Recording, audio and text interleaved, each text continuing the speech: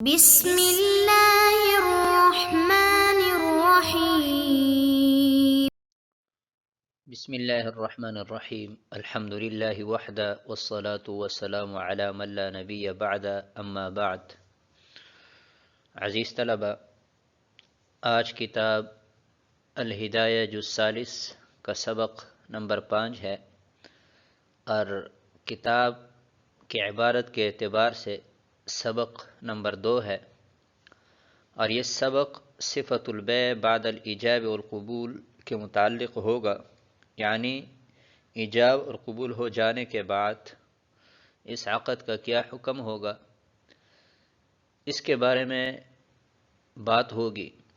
اور کتاب کی عبارت اذا اوجب احد المتعاقدین سے لے کر الی علی ما ذکرناہ علی ما ذکرنا تک یہ درس ہوگا۔ سب سے پہلے سبق کے چند متعلقہ اصول بالاختصار ذکر کرتے ہیں، جن کی مدد سے درسی کتاب کے علاوہ دیگر فقہی کتب کو حل کرنا انتہائی آسان ہوگا، اور بہت ساری جزئیات کو ضبط کرنا انتہائی آسان ہوگا۔ تو سب سے پہلے مشہور اصل لا لزوم بدون الالتزام، اپنے آپ پر کسی چیز کا التزام کیے بغیر اس کا حکم لازم کرنا یہ شرعاً ممنوع ہے۔ القبول لا يرتبط بالإيجاب إلا إذا كان مطابقا له، یہ اصل تفرق صفقہ کے متعلق ہے کہ قبول ایجاب کے ساتھ تب ہی مرتبط ہوگا کہ جب قبول ایجاب کے مطابق ہو، اور اگر قبول ایجاب کے مطابق نہ ہو تو اس سے عقد منعقد نہیں ہوگا۔ الکتاب کالخطاب، جو حکم تقریر کا ہے وہی حکم تحریر کا ہے۔ المجلس جامع للمتفرقات، ایک ہی مجلس کی کئی گڑیاں ہوتی ہے، تو ان گڑیوں کو بنا بر ضرورت ایک ہی تصور کیا گیا ہے، تو اس بنا پر یہ اصل ہے کہ مجلس کئی متفرق گڑیوں کو جمع کرنے والا ہوتا ہے۔ ابطال الحقوق لا یجوز، کسی کا حق باطل کرنا یہ شرعاً جائز نہیں ہے۔ ما یستلزم المحظور محظور، ہر وہ امر جو کسی ناجائز اور محظور امر کو مستلزم ہو وہ امر خود محظور ہوتا ہے۔ شطر العقد لا يتوقف على ما وراء المجلس، عقد کا ایک حصہ ایک شطر یہ ما وراء المجلس یعنی مجلس کے بعد پر موقوف نہیں رہتا۔ مجلس اگر ختم ہو جائے گی تو یہ عقد کے لیے جو ایک حصہ بیان کیا گیا ایجاب ہوا ہے تو وہ باطل ہو جائے گا۔ الاسلام عاصم للحقوق لا مبطل، اسلام تو حقوق کی حفاظت کرتا ہے نہ کہ اس کو باطل کرتا ہے۔ تو یہ چند اصول تھے بالاختصار، یعنی ترجمے کی حد تک ہم نے بیان کیے ہیں، اور مطولات میں ان اصول کی تشریح اور جزئیات بھی دیکھے جا سکتے ہیں، جیسے کہ شرح المجلہ خالد العطاسی، اور اسی طرح القواعد الفقہیہ ایک کتاب ملتی ہے، اور ایک موسوعۃ القواعد الفقہیہ جو کہ 60 جلدوں پر محیط ہے۔ ان کتب میں ان اصول کو بھی تفصیل دیکھا جا سکتا ہے، لیکن اگر صرف یہ اصول ذہن کے اندر رہیں تو انشاءاللہ بہت ساری جزئیات اور بہت ساری کتب کا مطالعہ اور ضبط کرنا آسان ہو جائے گا۔ یہاں پر انتہائی اختصار کے ساتھ اس سبق کے جو متعلقہ فصول ہے ان کو بیان کرتے ہیں، جس کا فائدہ یہ ہوگا کہ سبق کو ضبط کرنا اور دیگر فقہ کی کتب میں جو یہ جزئیات اور یہ فصول ذکر ہے ان کو محفوظ کرنا آسان ہو جائے گا۔ تو اس سبق کو ہم نے کل 4 فصول میں تقسیم کیا ہے، تو جن میں سے 3 پر ابھی ہم مختصر بات کرتے ہیں، اور جو فصل نمبر 4 ہے وہ چونکہ تفصیل طلب ہے اس لیے اس پر الگ ایک درس میں انشاءاللہ مستقل بات کریں گے۔ تو سب سے پہلے حکم الایجاب قبل القبول، یعنی ایجاب ہوا ہے اور قبول ابھی تک نہیں ہوا، تو متعاقدین میں سے ہر ایک کو رجوع کا حق حاصل ہے۔ یعنی موجب بھی رجوع کر سکتا ہے اپنے ایجاب سے، اور اسی ہی طرح جس کو کہا گیا ہے، جس کے سامنے ایجاب کیا گیا ہے، اس کو بھی رد کرنے کا حق حاصل ہے کہ وہ اس ایجاب کو رد کریں، اور اسی ہی طرح قبول کا بھی اختیار ہے کہ وہ اس معاملے کو قبول کریں۔ التفریق فی القبول، ایجاب ایک شخص نے کیا، مثلا یہ کہا کہ یہ چیز میں آپ کو 10,000 روپے میں بیچتا ہوں، اور قبول 8,000 میں آ جائے تو یہ جائز نہیں ہے، کیونکہ اس میں جو رضا ہے، بے کی جو بنیادی شرط ہے وہ معدوم ہے، کیونکہ اللہ تعالیٰ کا پاک ارشاد ہے یا ایھا الذین آمنوا لا تأکلوا اموالکم بینکم بالباطل الا ان تکون تجارتا عن تراض منکم۔ تو یہاں پر تفریق فی القبول کی وجہ سے، چونکہ یہ رضامندی کی شرط ہے، یہ معدوم ہے، اس لیے یہ عقد منعقد نہیں ہوگا، یعنی تفریق فی القبول جائز نہیں ہے۔ الاعراض عن الایجاب یبطل الایجاب، یعنی ایجاب سے اعراض کرنا، چاہے وہ حقیقتاً ہو اور چاہے وہ معنن ہو، اس سے ایجاب باطل ہو جائے گا۔ فصل نمبر 4، تمام الایجاب والقبول، یعنی ایجاب بھی ہو جائے اور قبول بھی ہو جائے، تو احناف کا مذہب یہ ہے کہ متعاقدین میں سے کوئی ایک انفرادی طور پر اس عقد کو ختم نہیں کر سکتا۔ اس فصل پر انشاءاللہ سبق نمبر 3 میں، جو کہ کتاب کے اعتبار سے سبق نمبر 3 ہوگا، اس پر انشاءاللہ بالتفصیل ہم بات کریں گے۔ پہلے کتاب کی عبارت پڑھتے ہیں اور پھر انشاءاللہ ترجمہ اور مختصر تشریح کرتے ہیں۔ قال وَإِذَا أَوْجَبَ أَحَدُ الْمُتَعَاقِدَيْنِ الْبَيْعَ فَالْآخَرُ بِالْخِيَارِ إِنْ شَاءَ قَبِلَ فِي الْمَجْلِسِ وَإِنْ شَاءَ رَدَّهُ، وَهَذَا خِيَارُ الْقُبُولِ، لأنه لو لم يثبت له الخيار يلزمه حكم العقد من غير رضاه، وإذا لم يفد الحكم بدون قبول الآخر فللموجب أن يرجع لخلوه عن إبطال حق الغير، وإنما يمتد إلى آخر المجلس لأن المجلس جامع للمتفرقات، فاعتبرت ساعاته ساعة واحدة دفعا للعسر وتحقيقا لليسر،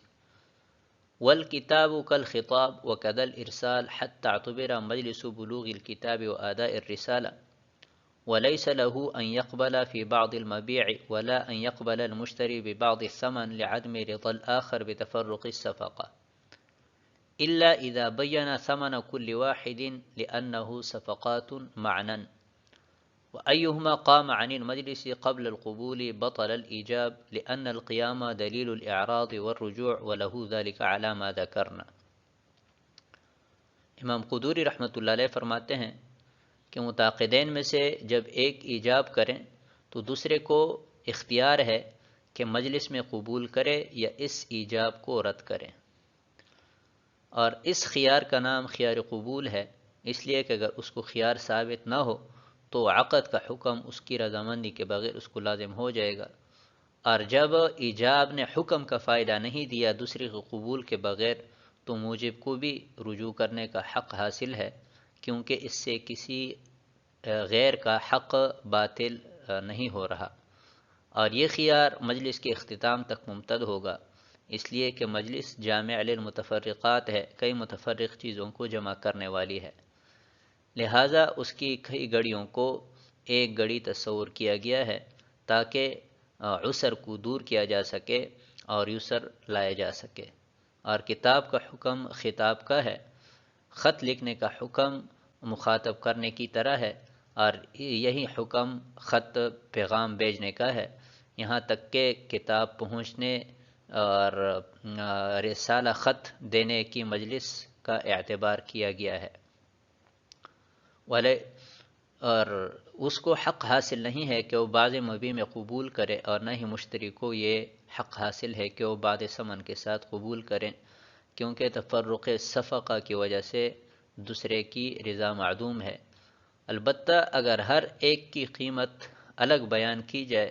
تو یہ معاملہ جائز ہو جائے گا، کیونکہ معنن یہ کئی صفقات ہے، اور مجلس میں سے ان دونوں میں سے کوئی بھی اٹھ جائے قبول سے پہلے تو ایجاب باطل ہو جائے گا، اس لیے کہ قیام یہ اعراض اور رجوع کی دلیل ہے، اور ان دونوں کو یہ حق حاصل ہے جیسا کہ ہم ذکر کر چکے۔ امام قدوری رحمۃ اللہ علیہ فرماتے ہیں کہ متعاقدین میں سے جب کوئی ایجاب کریں تو دوسرے کو قبول کرنے کا اختیار ہوگا مجلس کے اختتام تک۔ وجہ کیا ہے؟ وجہ یہ بیان فرما رہے ہیں صاحب ہدایہ کہ اگر اس کو خیار قبول حاصل نہ ہو تو اس کی رضامندی کے بغیر اس کو عقد کا حکم لازم ہو جائے گا، سوچ و بچار کا موقع دیے بغیر اس کو عقد کا حکم لازم ہو جائے گا۔ اور ہم نے اصل پڑھا تھا کہ لا لزوم بدون الالتزام، جب تک خود کوئی کسی چیز کا التزام نہ کرے تب تک اس کا حکم اس کو لازم کرنا شرعاً جائز نہیں ہے۔ اور اگلی بات یہ فرما رہے ہیں کہ جب ایجاب نے حکم عقد کا حکم نہیں دیا، یعنی صرف ایجاب کی وجہ سے بے منعقد نہیں ہوئی، تو ابھی موجب کو بھی قبول کرنے کا، موجب کو بھی اپنے ایجاب سے رجوع کرنے کا حق حاصل ہے۔ وجہ کیا ہے؟ دلیل دے رہے ہیں کہ اس میں کسی کا حق ضائع نہیں ہو رہا۔ ہم نے اصل پڑھا تھا کہ ابطال الحقوق لا یجوز، کسی کا حق ضائع کرنا یہ جائز نہیں ہے، اور یہاں پر چونکہ کسی کا حق ضائع نہیں ہو رہا اس لیے موجب کو بھی اپنی ایجاب سے رجوع کرنے کا حق حاصل ہے، اور یہ خیار مجلس کے اختتام تک ممتد ہوگا، اس لیے کہ مجلس کئی چیزوں کو جمع کرتی ہے۔ ایک ہی مجلس کے اندر اگر ایک شخص کئی بار سجدہ تلاوت کی تلاوت کرتا ہے تو اس کو صرف ایک ہی سجدہ واجب ہوگا، اس پر ایک ہی سجدہ لازم ہوگا، کیونکہ ایک ہی مجلس ہے تو بنابر ضرورت اس کی کئی گھڑیوں کو ایک ہی گھڑی تصور کیا گیا ہے تاکہ عسر کو دور کیا جا سکے، تنگیوں کو دور کیا جا سکے اور آسانیاں لائی جا سکے۔ اگر مجلس کے متفرق گھڑیوں کو ایک گھڑی تصور نہ کیا جائے تو حرج لازم آئے گا، والحرج مدفوع شرعا، اور شرعی طور پر حرج مدفوع ہے۔ اگلی بات یہ فرما رہے ہیں کہ والکتاب کالخطاب، لکھاری کا، کسی کو خط لکھنے کا، کتابت کا حکم وہی ہے جو کسی کو مخاطب کرنے کا ہے، یعنی جو احکامات خطاب سے ثابت ہوتے ہیں وہی کتاب سے بھی ثابت ہوتے ہیں، اور یہی حکم پیغام بھیجنے کا بھی ہے، یعنی کسی شخص سے کہا کہ آپ فلاں کے پاس جائیے اور ان سے کہیے کہ میں اس کو یہ گاڑی اتنے میں بیچ رہا ہوں، کیا اس پر رضامند ہے؟ تو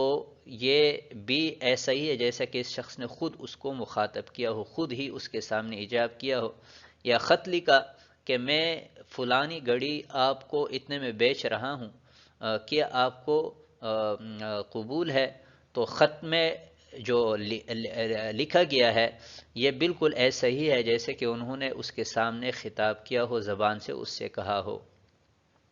تو جیسے زبان سے بندہ مخاطب کرتا ہے، زبان سے کسی سے کہتا ہے کہ یہ گاڑی میں آپ کو اتنے میں بیچتا ہوں، آپ کو قبول ہے، آپ کو پسند ہے، تو اسی ہی طرح جب خط بھیجا یا کوئی شخص بھیجا تو جس طرح کہ ہم زبان سے مخاطب کرتے ہیں وہاں پر مجلس کے اختتام کا اعتبار کیا جاتا ہے، اس مجلس کا اعتبار کیا جاتا ہے۔ اسی طرح اگر خط بھیجا ہے تو جس مجلس میں خط پہنچا ہے اس کے اختتام تک اس کو قبول کا اختیار حاصل ہے، یا کوئی پیغام رساں بھیجا ہے تو جس مجلس میں وہ پیغام رساں نے اس کو پیغام دیا ہے اس مجلس کے اختتام تک اس کو قبول کرنے کا یا رد کرنے کا حق حاصل ہے۔ اگلا مسئلہ یہ بیان کرنا چاہ رہے ہیں کہ بعض مبی میں یا بعض ثمن کے ساتھ قبول کرنا یہ جائز نہیں ہے، کیونکہ اس میں تفرق صفقہ لازم آ رہا ہے۔ مثلا کسی نے کہا کہ میں آپ کو یہ گاڑی 20 لاکھ روپے میں فروخت کرتا ہوں، تو ابھی مشتری کو یہ حق حاصل نہیں ہے کہ وہ یہ کہے کہ میں اس گاڑی کو 15 لاکھ روپے میں آپ سے خریدتا ہوں، یہ 15 لاکھ کی مجھے پسند ہے۔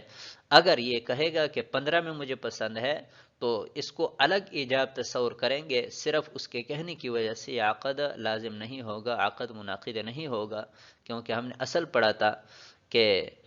لا يرتبط الایجاب بالقبول الا اذا كان موافقا له، کہ ایجاب اور قبول مرتبط تب ہوں گے کہ جب دونوں موافق، یہاں پر چونکہ اختلاف آ گیا 15 اور 20 کا، اس لیے یہ عقد منعقد نہیں ہوگا۔ اور اسی طرح اگر ایک ہی قول کے ساتھ دو چیزوں کو جمع کیا ہے، مثلا یہ کہا ہے کہ یہ 2 بوریاں گندم ہے یا یہ 2 گاڑیاں ہیں، دونوں میں آپ کو 50 لاکھ روپے کی بیچتا ہو، تو ابھی موجب نے یہ کہا، قبول کرنے والا یہ نہیں کہہ سکتا کہ ان دونوں میں سے یہ فلانی یہ والی گاڑی میں 50 لاکھ روپے میں خریدتا ہوں، کیونکہ تفرق صفقہ ہے اور دوسری کی رضامندی کے بغیر تفرق صفقہ جائز نہیں ہے، اس کی رضامندی معدوم ہوتی ہے، اس لیے یہ جائز نہیں ہوگا۔ البتہ اگر ہر ایک کی قیمت الگ بیان کی جائے تو اس صورت میں جواز کی صورتیں ہو سکتی ہیں، تو اس میں اختلاف ہے۔ ایک تو یہ کہ ایک شخص کہیں کہ یہ دونوں گاڑیاں میں آپ کو 50 لاکھ روپے میں فروخت کرتا ہوں، اور ان میں سے ہر گاڑی کی قیمت 25 لاکھ روپے ہیں، یعنی متعین نہیں کیا ہے، بلکہ دونوں کے بارے میں یہ کہا کہ ہر ایک گاڑی کی قیمت 25 لاکھ روپے ہیں، تو اس صورت میں امام صاحب اور صاحبین کا اختلاف ہے، صاحبین کے ہاں تو جائز ہے اور امام صاحب کے ہاں یہ معاملہ ناجائز ہے، اور شرح النقایہ میں صاحبین کے قول کو مفتابی ہی قرار دیا ہے۔ اور اگر یہ کہا کہ یہ 2 گاڑیاں ہیں، ان میں سے اس گاڑی کی قیمت 25 لاکھ ہے اور اس گاڑی کی قیمت بھی 25 لاکھ ہے، تو اب اس صورت میں بالاتفاق ان دونوں میں سے کسی کے بارے میں بھی قبول کریں تو یہ عقد منعقد ہو جائے گا، اس لیے کہ یہ اگرچہ صورتاً تو ایک ہی ایجاب ہے، لیکن معنی کے اعتبار سے کئی ایجابات ہے اور کئی صفقات ہے، تو اس لیے ان دونوں میں سے گاڑیوں میں سے ایک گاڑی کو یہ پسند کر سکتا ہے۔ آگے امام قدوری رحمۃ اللہ علیہ فرماتے ہیں کہ مجلس سے اٹھ جانا، یعنی اعراض ہم نے پہلے کہا تھا کہ ایجاب سے اعراض جو ہے یہ مبطل للایجاب ہے، ایجاب کو باطل کر دیتا ہے، اور یہ ابطال اور یہ اعراض حقیقتاً بھی ہو سکتا ہے کہ یعنی زبان سے کہے کہ مجھے پسند نہیں ہے، میں نہیں خریدتا، اور اسی طرح اگر معنی طور پر بھی اعراض کرے تب بھی ایجاب باطل ہو جائے گا۔ یہاں پر مثال دی ہے کہ مجلس سے اٹھ جانا یہ بھی اعراض کی دلیل ہے، تو متعاقدین میں سے کوئی بھی قبول سے پہلے اگر مجلس سے اٹھ جاتا ہے تو اس سے بھی ایجاب باطل ہو جائے گا، کیونکہ اٹھ جانا یہ اعراض کی دلیل ہے اور رجوع کی دلیل ہے، اور متعاقدین میں سے ہر ایک کو یہ حق حاصل ہے، جیسے کہ پہلے ہم ذکر کر چکے ہیں۔ تو آج کے سبق کو ہم اسی پر ختم کرتے ہیں، اور فصل نمبر 4 پر انشاءاللہ اگلے درس میں بات کریں گے، وہ چونکہ تفصیل طلب ہے اور اختلاف ہے ائمہ کے دلائل کے ساتھ، انشاءاللہ اگلے درس میں بیان کریں گے۔ والسلام علیکم ورحمۃ اللہ وبرکاتہ۔